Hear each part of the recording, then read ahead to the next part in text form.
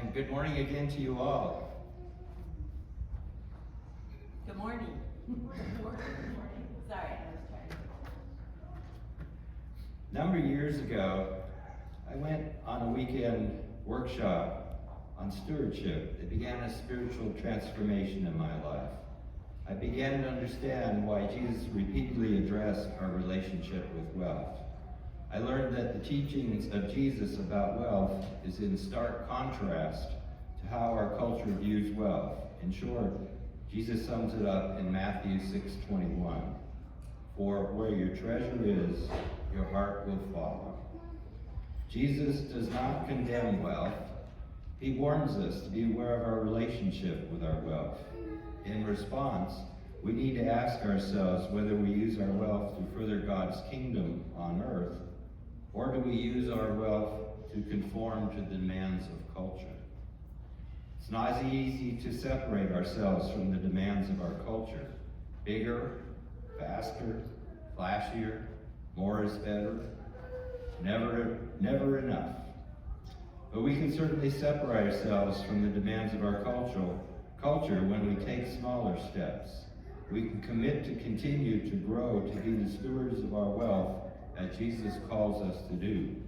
One way to grow is to lean into your pledge and grow it each year with the target of eventually reaching the biblical standard of the tithe.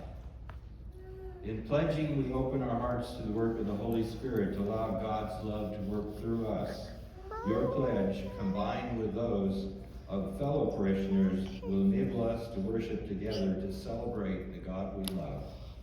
We'll be able to welcome others to our open doors to help them find God and grow in their relationship with Him.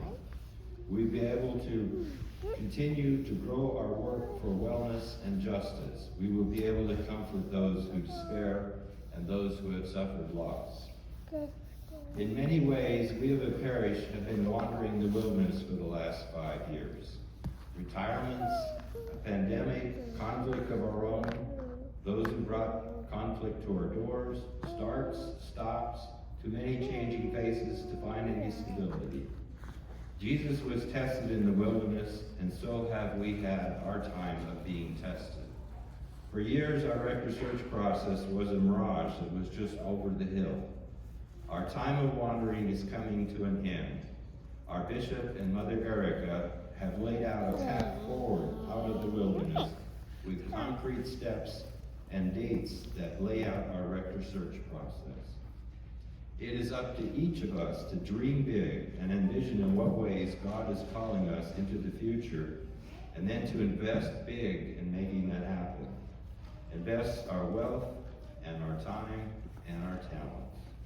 We know that we must be able to demonstrate a sound financial footing to be able to support and attract the caliber of priests that will be our cheerleader, mentor, and spiritual guide as we move forward as God's people.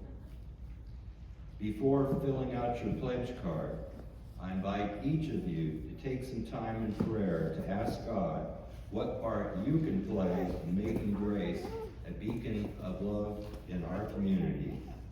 It is time to dream big together.